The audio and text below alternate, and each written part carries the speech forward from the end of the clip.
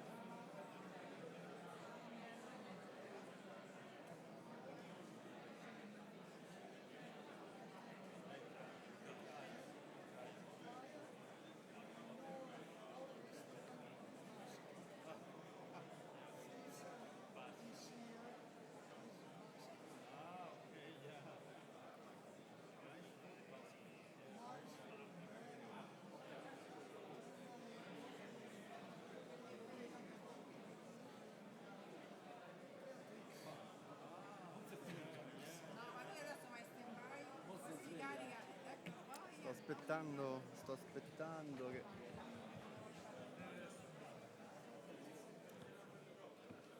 Facciamo partire?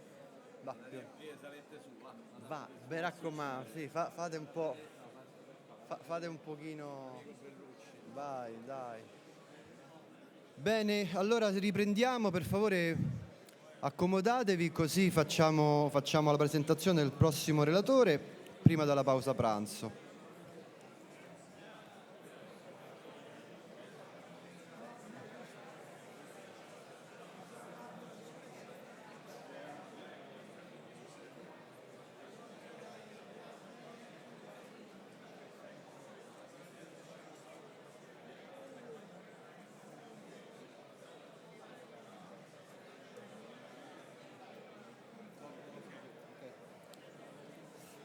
Allora, il prossimo relatore ha un curriculum molto molto ricco, quindi mi limito a dare soltanto le ultime novità.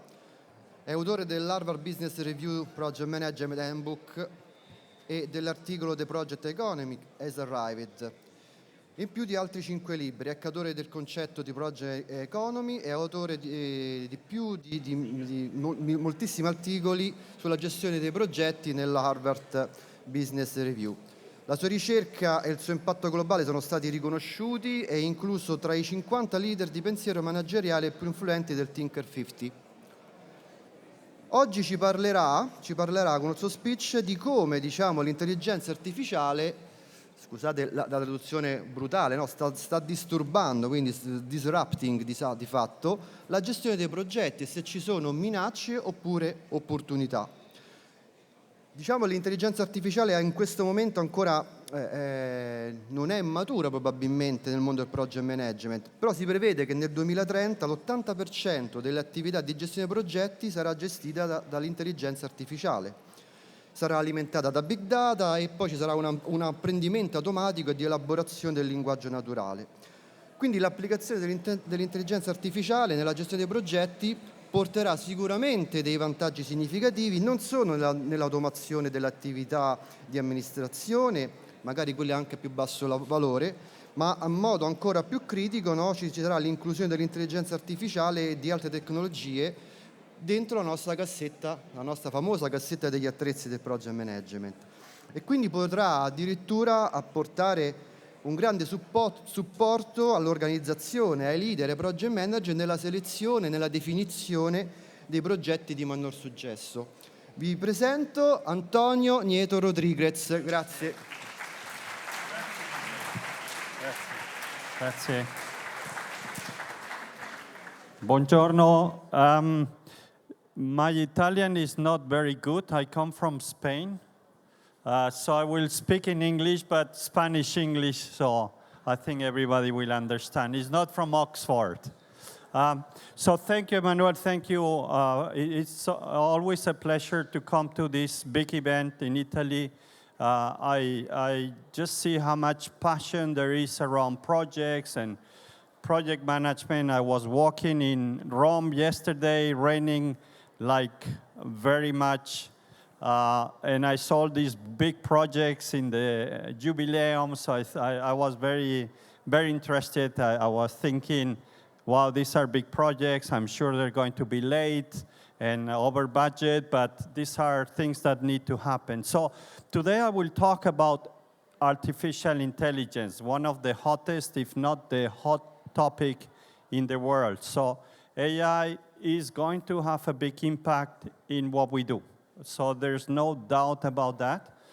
And I think maybe I reflect a lot about what we do, and I think that we are not a profession that likes technology too much. Yeah, we prefer to do things like we were doing them 20 years ago, 40 years ago, but don't change too much how we do things. We ask people to change, but we as a profession don't change too much. We still have a lot of concepts which are 50 years old, 40 years old, and technology is something that we have not fully embraced. So I'm going to talk about that. Before that, I want to, my interest on AI started about 3 years ago. Then I did research, and my goal has always been to publish in Harvard Business Review, which is the most influential publication in the world around management. That's what CEOs, leaders read. That's the only thing they read. Books from there, articles from Harvard Business Review. And I wanted to influence because they never publish on project management. So I managed, and one article I published with another friend, Ricardo Vargas, became the most important article last year. How AI will transform project management.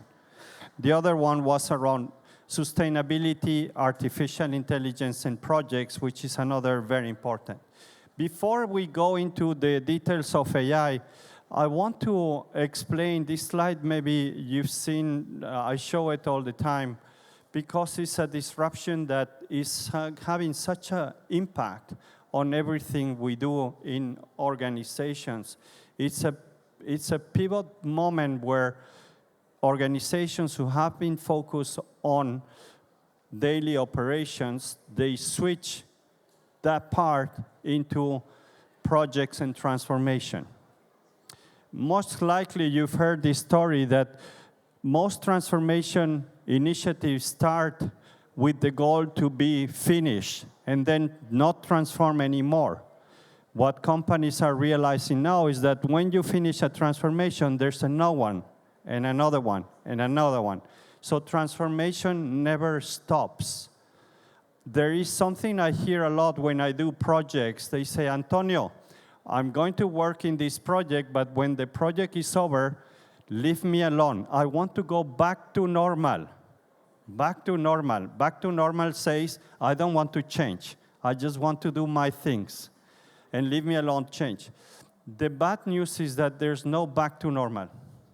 And we know that, but 80% of your colleagues at work don't like that and don't know that. So I think our role is changing to become more ambassadors of what the future of work will look like. So this slide just represents, this is just one company, and how the work is split between operational activities, we call it business as usual, running the business, and change and projects. 50 years ago, we all not be working in projects, just very few people. We will be working in operations in the factory, doing daily, the same thing again and again. But over years, we've managed to become more efficient. We need less people in operations. Today, many factories are run with robots, and logistics with robots. 50 years, 30 years ago, there were people there. So this is happening slowly. When artificial intelligence will be free and you can all put that in your companies, it's going to take a lot of the work from operations. So what does it mean? I worked for a French bank for 7 years, BNP Paribas. Today in a bank, there's more IT people than bankers. Why? Because the banking calculations and mortgages and risk assessment is done by machine. It's cheaper. They don't go on strike. In Spain, we like to strike, so at least so far AI is not going on strike, maybe later, but today, no. So this is the shift that you see there in the middle, where we are at the moment, is that as soon as AI and robots are cheap, I'm working with a very large luxury cosmetic company in France, and we were discussing the other day about robots and AI.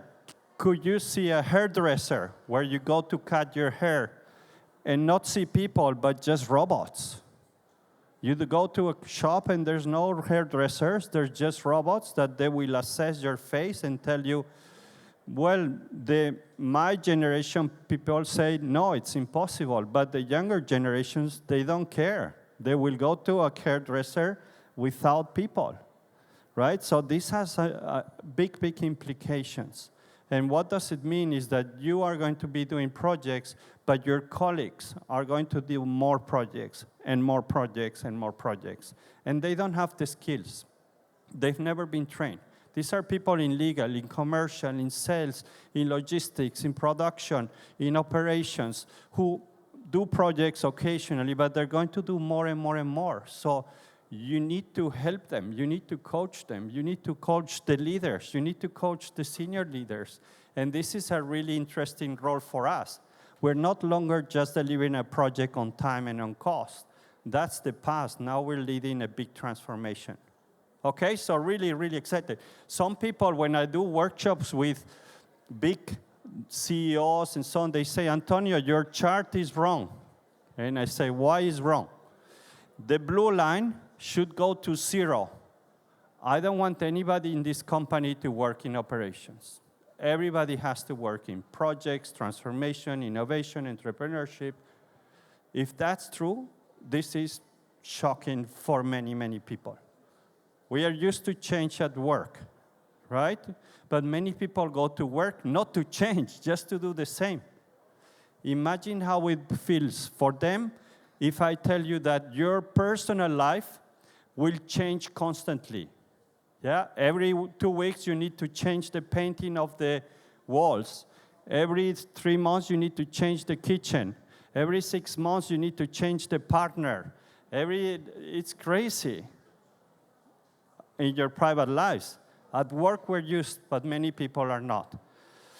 So lots of disruptions. Role of chief operating officer is over. That person has to change jobs. Job descriptions, if you have in your company job descriptions, they're all there. This is not needed anymore. Resource allocations, the role of the PMO has to change a lot. One of the most important skills that leaders don't have is prioritization. Prioritization is, from these 5 projects, we need to do these 2, and the rest are less important. And this is very hard for people to say no, to say these are the top priorities. On top of that, in the past, we were prioritizing maybe 10 projects. Today, the companies I work, L'Oreal, Google, the big ones, they have thousands of projects. How do you prioritize 1,000 projects? How do you do it? Does anybody know how to prioritize 1,000 projects and make a list? It's impossible without technology. I think it was mentioned before, I think with Giorgio, I think we need to move beyond just delivering on the triple constraint, time, cost, and scope. We do projects for benefits. We do projects for impact. And I've been writing about this for 4 or 5 years. We need to move and think more about benefits. The methodologies, I know some people will be big fans of traditional predictive waterfall, some others more agile. I've been feeling that for 20 years is the worst thing that you can do in a business is put the waterfall people with the agile people. They will kill each other. Yeah, it's just like politics. It's very polarized, and this is stupid because every transformation needs agile. Every transformation needs waterfall. Every transformation needs Lean Six Sigma, change management, and so on. So we need to expand how we look to methods. It's just tools that we use. And what I was telling you, now we need to build new competencies for everyone, which is, one company told me the other day, okay, we've trained the 30 project managers. Antonio, can you train now 5,000 people? Why? Because everybody's working in projects. How do you train 5,000 people in project management? Crazy, but this is where we're going, which is great. I think one thing that we've not addressed very well in project management is the true reason why projects fail. Projects fail for 3 main big topics. First, we don't know how to do a project. We don't know how to estimate. We are over-optimistic, like was mentioned before. Business cases are always very nice, but they're not realistic. That's the project part. But that, nowhere you do. In your companies, if you have the best planning, if you have the best estimates, if you've done the best project plan ever, it's going to fail 100% for sure. Because you need the engagement of the leaders. A project that is transformative, a project that needs resources from different departments of business, or without the sponsor, is going to fail. We know that, 100%. Yeah, so we need to pull that, we need to train them, we need to force to the point that I do that, and I always, when I teach, is your sponsor, you don't have a sponsor for your project, stop it immediately. Stop it, stop it. Even if the sponsor is the client or the king or whoever, if you're a professional project manager, you know that without a sponsor, the project will fail 100% guarantee. Stop the project immediately. And then the organization, too bureaucratic, too hierarchical, that is another big issue. We need to be more lean, we need to be faster, we need to work with full-time dedicated resources. So we need to address the other layers, not just the project layer. Then this is the other triple constraints. Time, cost, and quality is important, but we need to focus on benefits much more. It was mentioned before. And the teams. One thing that we never talk about in project management, and I've been here long, is people. We need projects, we need people. And I can guarantee that most of the projects that you do, and I do, is a group of people who meet for 1 hour every 2 weeks. The most successful projects ever, it's a team. I'm a big sports fan, Real Madrid fan. It's a team. You need a team. When do we discuss how to create a team? And then we talk about the scope and the time. Never. The most successful, the most pleasant projects, even if you work hard, is because there's a team. And most of the projects that you're doing is not team. I'm sorry to disappoint it. It's just a group of people who have hundreds of priorities. They come to your weekly call, and that's it. Yeah, so the people side is something that we need to prioritize a lot. This is about the tools. I covered that already. The canvas is about simplification. It was mentioned just before me. We make things too complex so people don't understand what we do. Just simplification is the most important thing that we need to do to communicate to stakeholders. Yeah? Okay, when I talk to AI and technology, let me just see where you are. I don't know if you, I think some of you remember what I have here, these paper maps. Imagine you want to go from Rome to Madrid.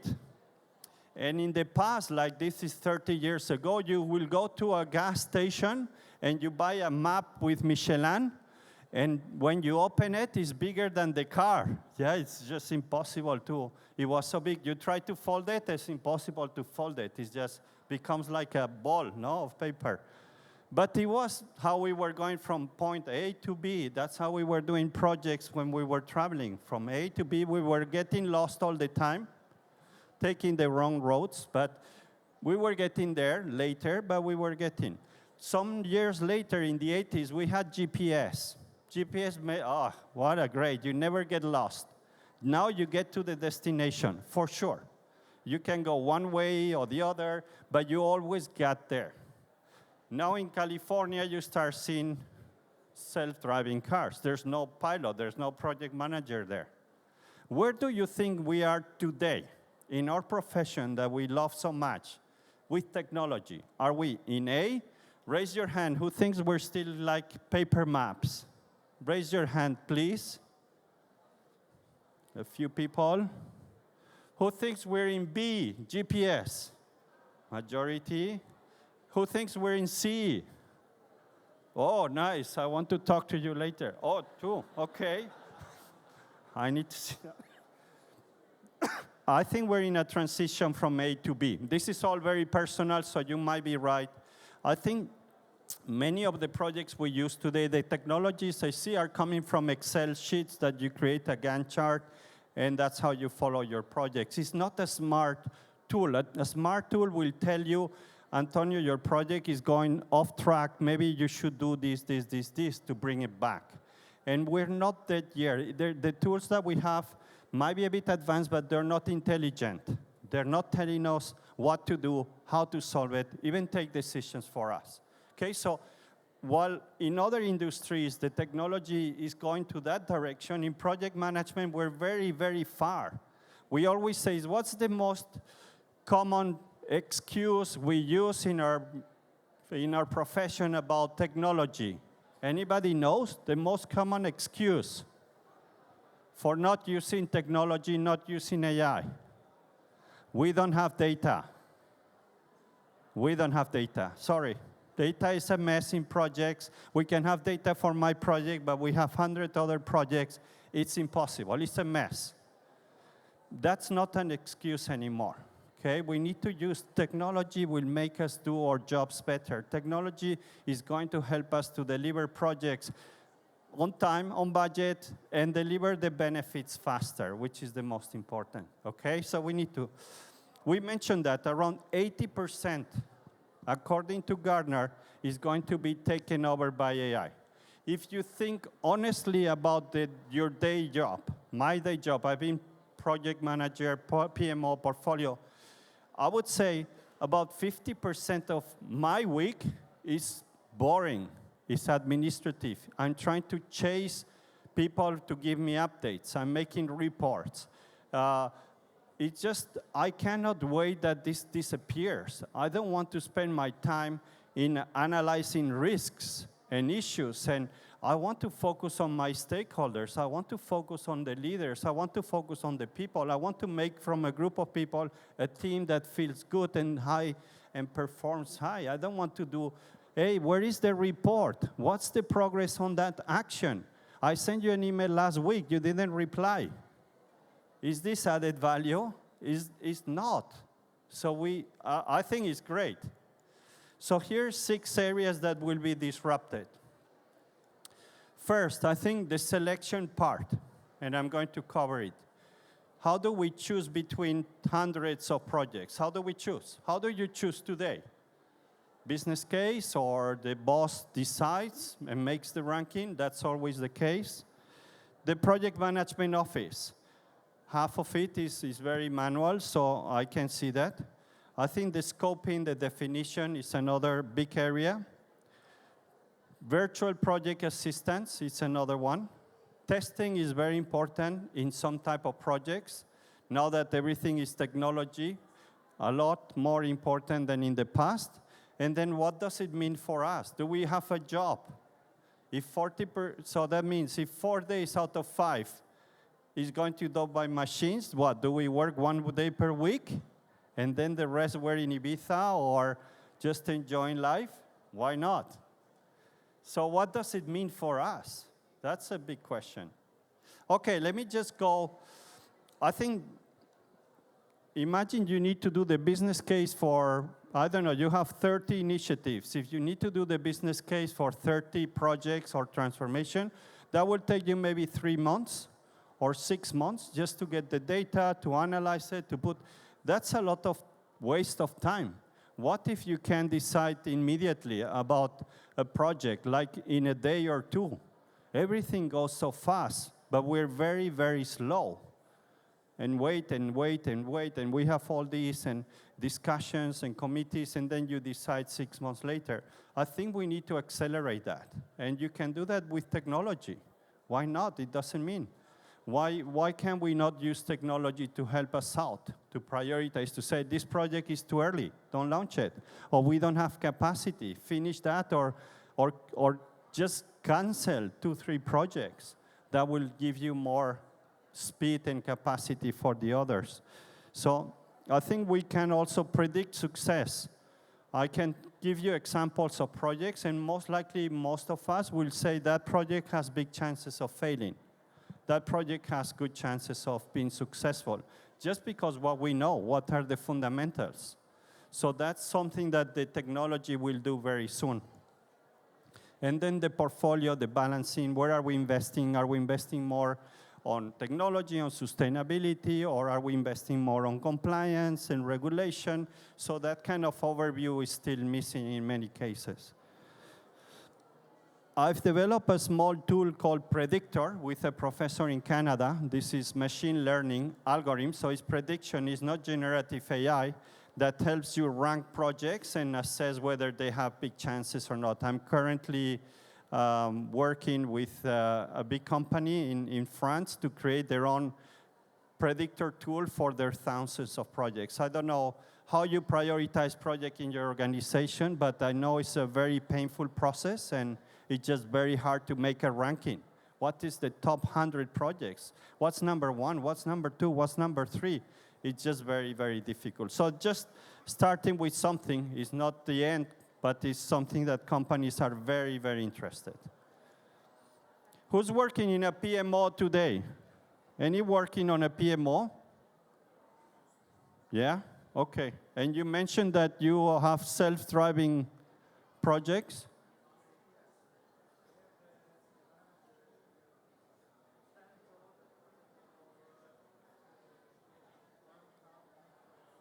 Okay. So we'll talk about that later. Thank you. But PMOs actually, yeah, I think the role is monitoring, right? How are we doing with all these projects? Can we do it automatically? Imagine how much time we will save. Can this report be like 24 hours available whenever you want them live, that you press a button and you get the results and you see where are the issues? That would be really, really great. And then also tell you, listen, you need to pay attention to there and there and there. There you need to have a big discussion about that point. It would be great. I just can't wait to see this. I think it's just great for us. Imagine the reports are being automated and sent to each stakeholder and senior leader whenever they're going to read it. So it's just so easy. Yeah, and this is something that is going to increase as well. What kind of methodologies? One of the role of PMOs is to set the standards, the ways of working in organizations. Now most companies say, okay, we're just using waterfall. This is what all the projects need to go through. This is the first phase. You do a business case, then there's a gate, or you just do agile. Forget all these big processes, just do whatever you want, use Scrum. And now the PMO will say, listen, for that work stream, use Agile. For that part of the project, I recommend don't call it a project, just do it as Six Sigma or business or continuous. So that smartness would be really helpful so that we use the right tools whenever they're needed. And then compliance. So the PMOs, obviously very important. This is another area where we spent a lot of time. Planning. Defining what we want and then plan. It's probably 40% of a big project. The planning takes a lot. And it takes like three months or so. Today, with big data, it's possible to do this much faster. I've seen tools that you can create a plan, like for the metro or the expansions that are happening in Rome. Instead of taking 6 months to make the plan, you can do it in 5 minutes with big data. And it's not perfect, but it's 90% accurate because of the amount of projects that they've looked at in this segment, and they can make that prediction. So it's really a lot of savings. We can focus on more added value work. So that is really very, very important. The scheduling, you can do simulations, you can do risk management, you can play with the system.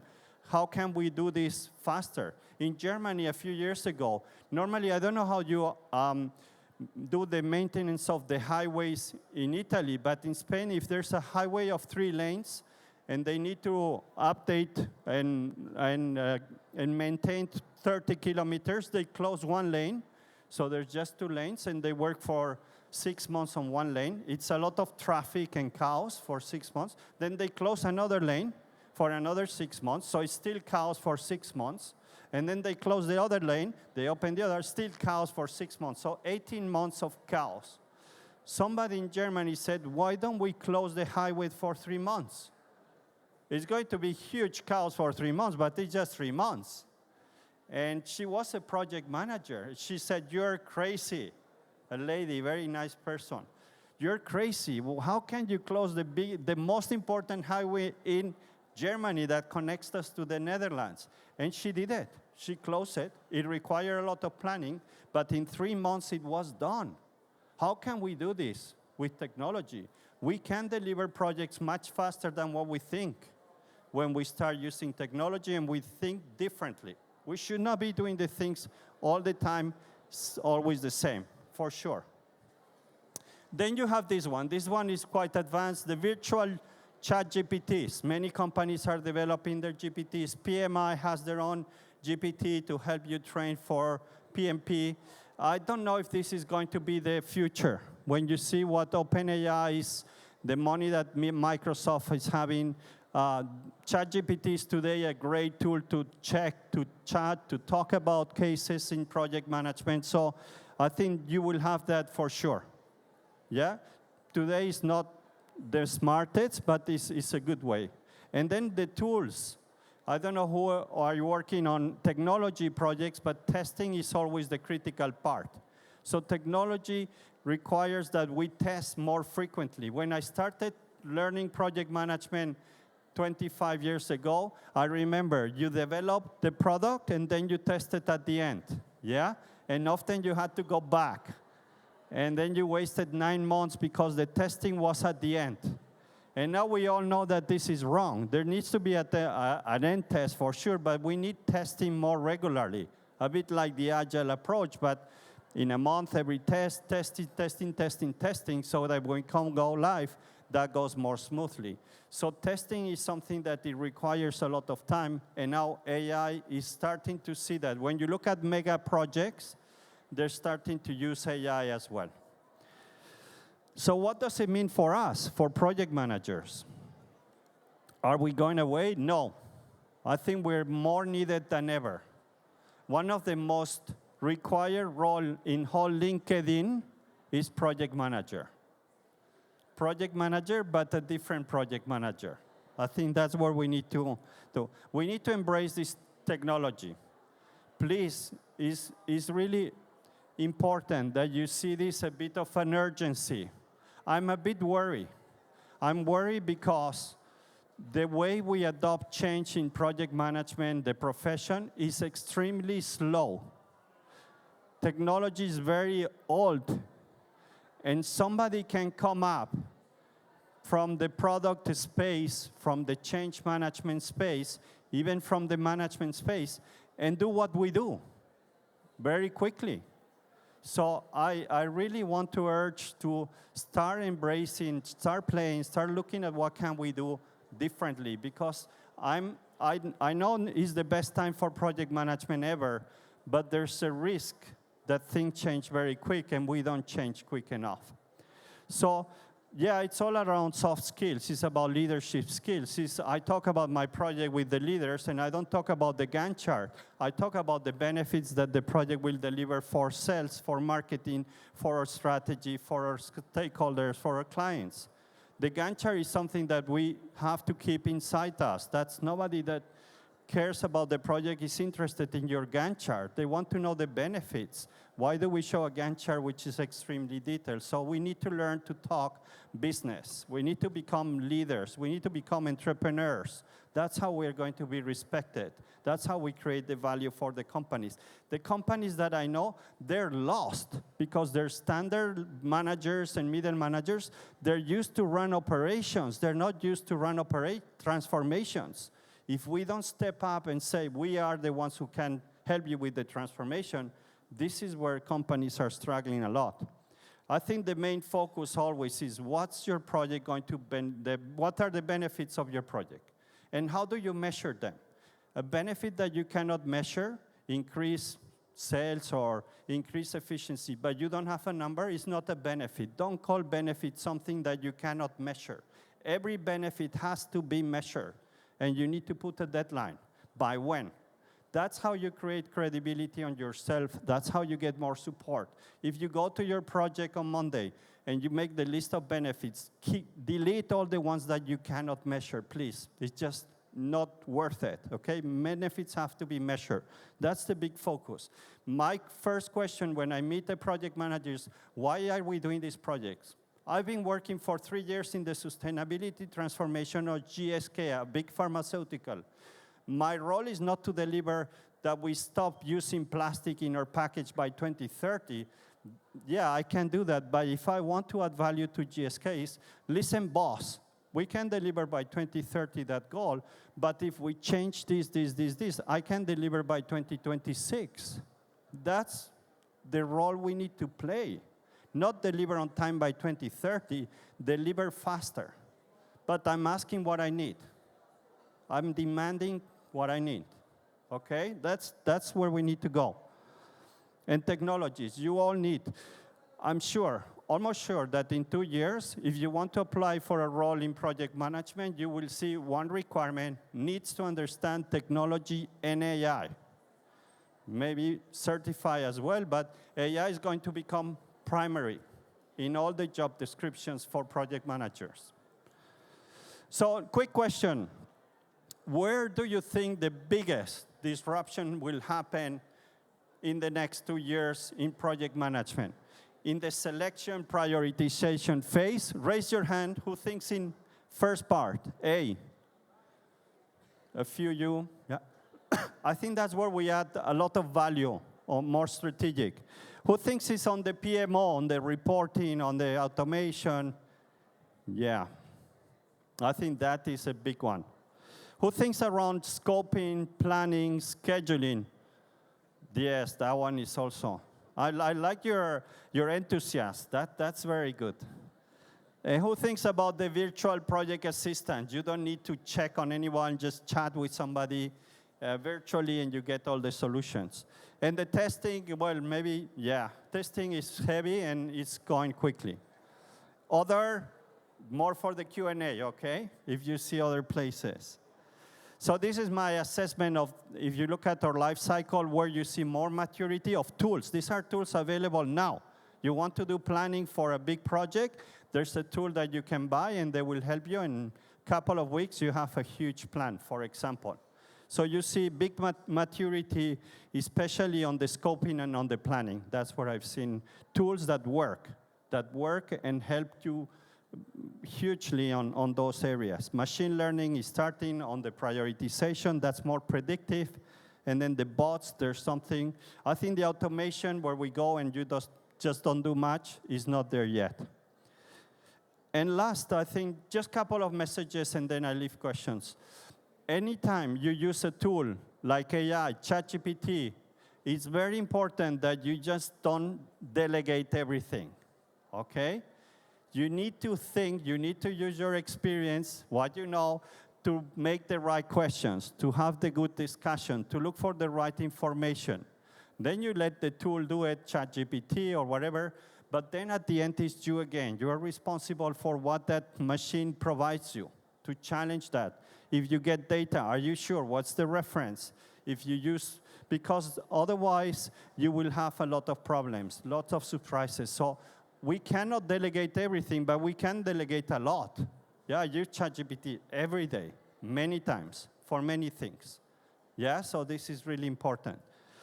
And just to finish before I leave some time for any questions, we're just talking about AI, but there's more.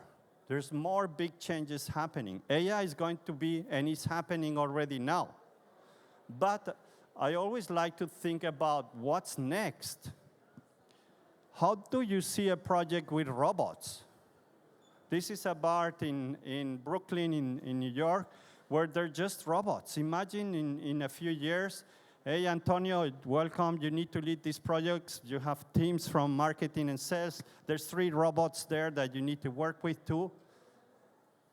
How do you work in a project with robots? Has anybody studied that? Has you think about? What's the impact? Can you create a team with a robot and a person? I don't know. I just don't know. We're very focused on AI, but things are moving so fast that maybe soon we'll have a problem there or an opportunity. So how do you work with people and robots in your project is going to be one key question that we need to make ourselves. This one drives me a bit crazy. You know avatars, no? And when you look at people working in Zoom or in Teams, or they say in a couple of months you will be able to have like 5 avatars of you. So 5 Antonios that I can send to meetings. And they will see there in meetings, and they will maybe take some decisions for me. But imagine you have a steering committee with 10 people, and they're just avatars around the table. How does it work? Do you trust what they're telling you? You make decisions. The other day, just New York Times published that one of the leaders in the government in the US had a Zoom call with somebody from Ukraine, quite strategic, and he started chatting with the person. After 10 minutes, he realized that was a bot. It was not real. So how are we going to manage that? I've never thought about that, but soon these will be points that we need to think about. How do we work with avatars? What are the rules of the game? I'm sure there's a lot of benefits. How can we channel them? And this can happen in a question of 3 years, maybe 5, but maybe less. Yeah? I'm sure soon you'll see that. Zoom was talking the other day that very soon they will allow to use in Zoom a new feature that can assess when you see the screen on your laptop, Zoom will tell you that person is not thinking about the meeting. That person is thinking about the weekend. Yeah, and that person is not engaged. That person is very sad, probably had a problem at home. That's what Zoom is going to do very soon. How do you manage that? I don't know, but our job is communication. Technology is going to have big impact. Who wants to put a chip in the brain now? It's going to be very cheap, but what's the consequences of that? Can they all get faster? I don't know. This is happening as we speak. Yeah, so focus on AI because the benefits are clear, but on the other hand, there's more things to come. Metaverse. Metaverse went quiet, but I'm sure will come very strong again. How do we do projects in the metaverse? Any idea? I don't know. But that will be a challenge that we think to, and maybe an opportunity. So I just wanted to take you a bit outside the AI. Artificial intelligence is here. We need to use it. We need to develop. We need to, but then there's more things that are going to hit our profession. So it's really, really important that we take action here. I want that you feel a bit of urgency. Think about that your job might disappear. The profession might be gone in a few years if we don't take action and we move fast. That's how I see it sometimes. Do companies need us? Maybe not. If they find something that focuses more on their needs, is faster, more focus on what matters. So I think this is really an emergency. And I put there some free stuff if you want. I work a lot on sharing, so every month we have a free call on AI. with Ricardo Vargas. So if you're interested to join, just check that on my mail. But thank you. I think this is very, very important that we keep in mind, really. I don't say that just to scare you. I do believe that we need to take action. Thank you. Grazie mille.